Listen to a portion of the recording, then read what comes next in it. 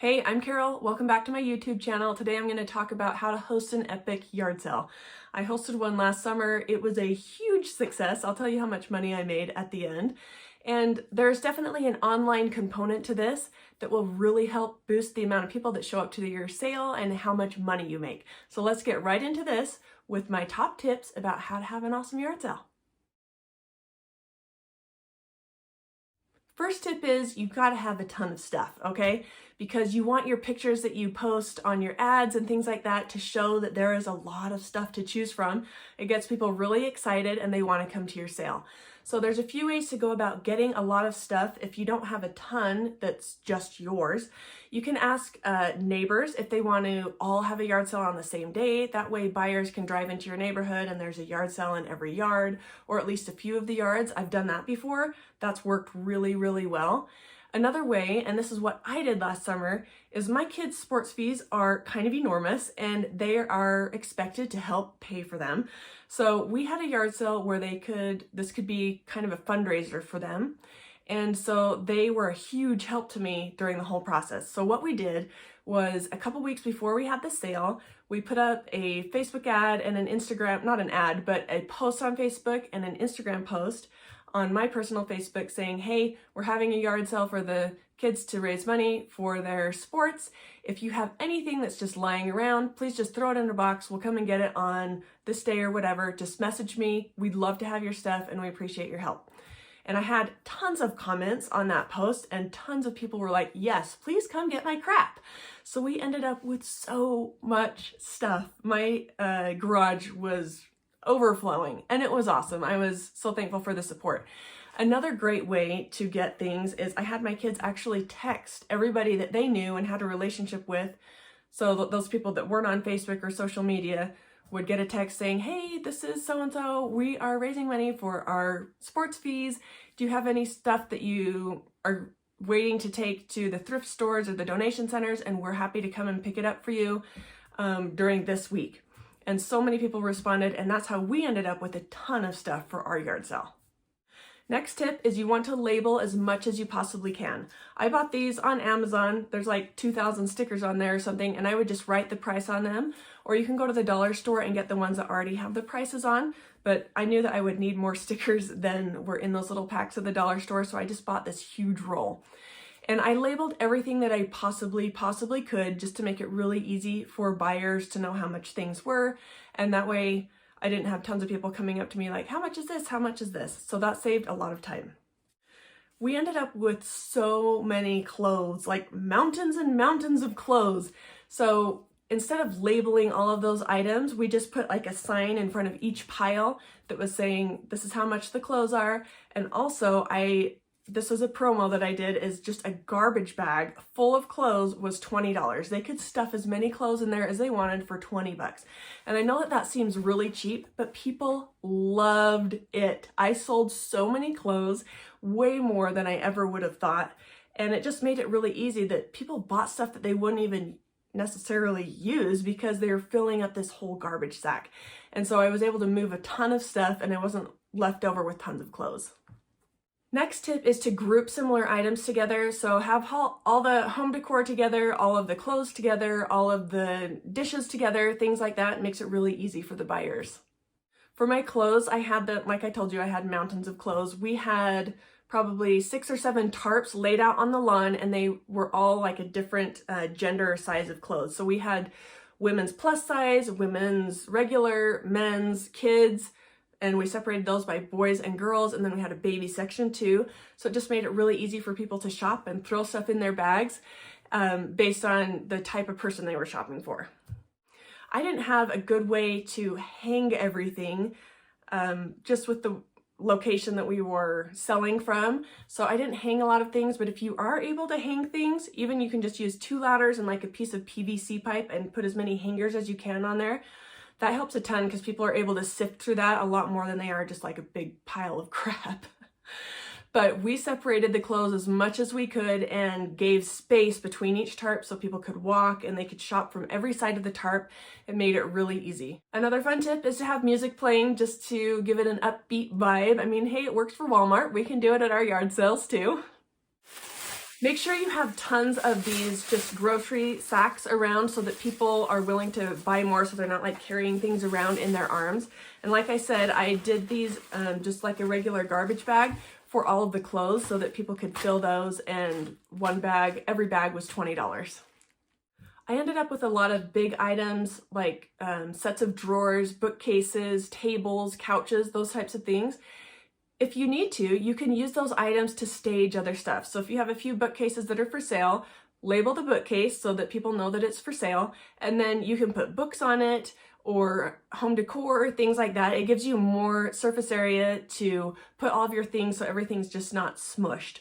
People like a clean shopping environment as much as they possibly can at a yard sale. So instead of just like a big pile of crap, make sure you use whatever you can to help stage your items and to help spread it out.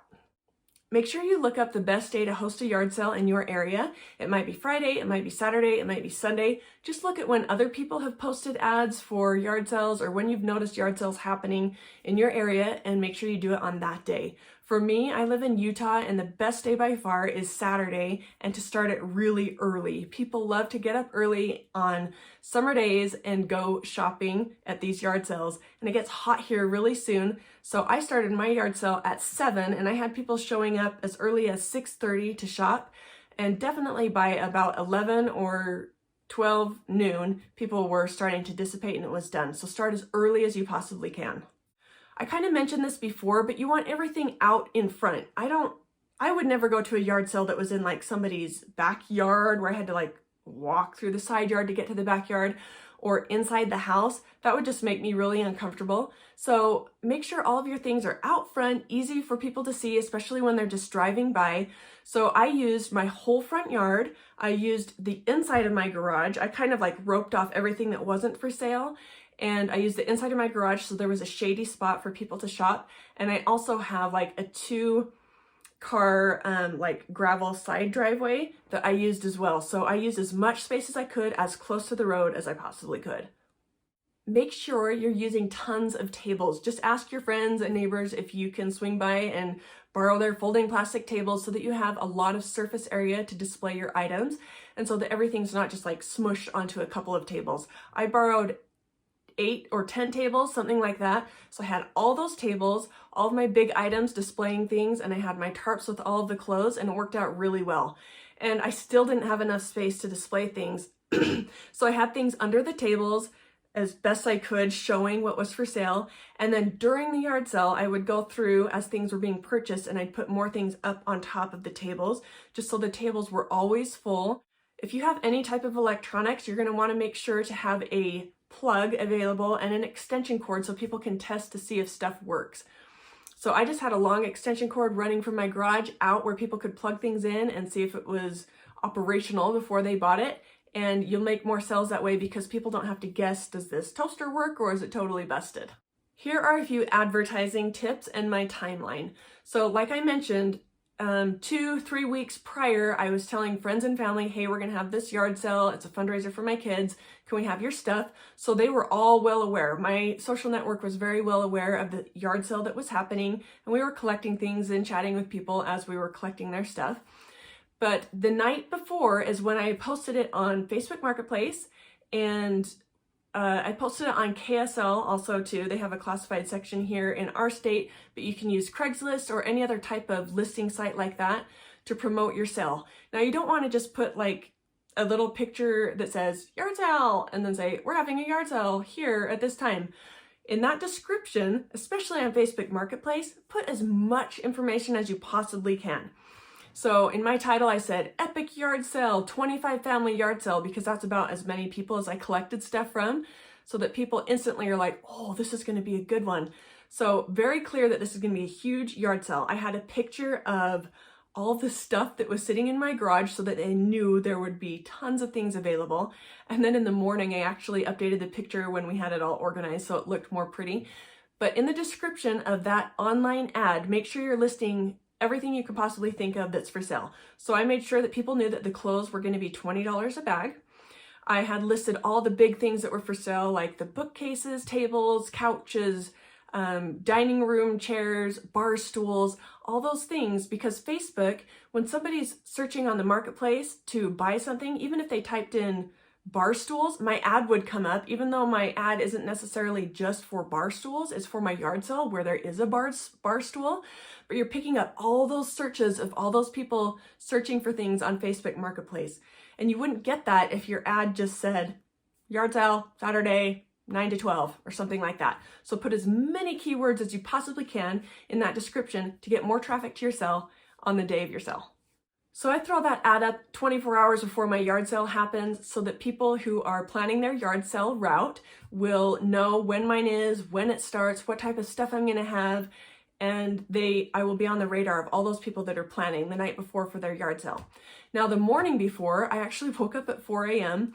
and I had my kids make really big signs for the yard sale on neon poster board, and all it said was yard sale and an arrow. And we put those at all the major intersections, and we actually parked cars and then put the sign on the car so that people knew where to turn.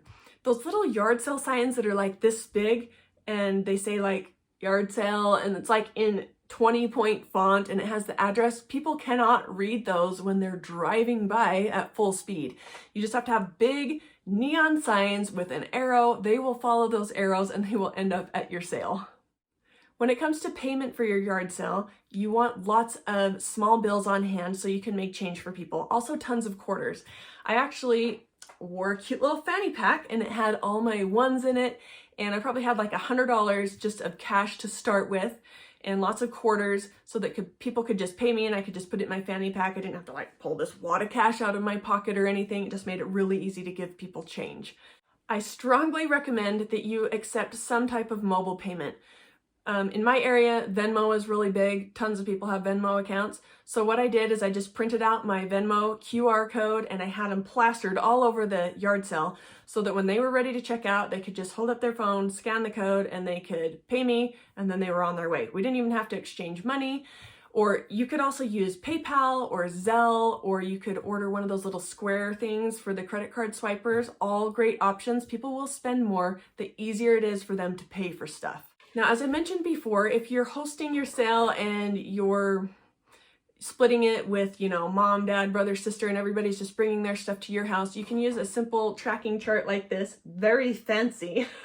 And as people check out, you can just make a quick note, oh, $20 for mom, $20 for my sister, whatever. And you can just keep track that way as your sale goes along. And then at the end, you can divvy out all the cash. Last thing when it comes to pricing, please price your stuff to sell. People do not go to yard sales to pay top dollar for things. They're cheap. I'm cheap. When I go to a yard sale, I want cheap stuff.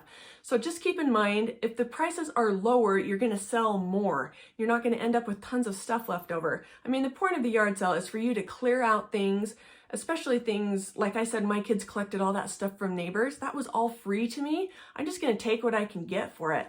And you don't need to be marking your stuff up very high. I think that will drive people away immediately. Even if they just show up and they see that your things are priced too high, they might just walk away.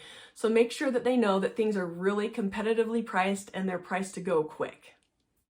Here's that bonus tip I promised you to get more people to your sale and to make more money during your sale.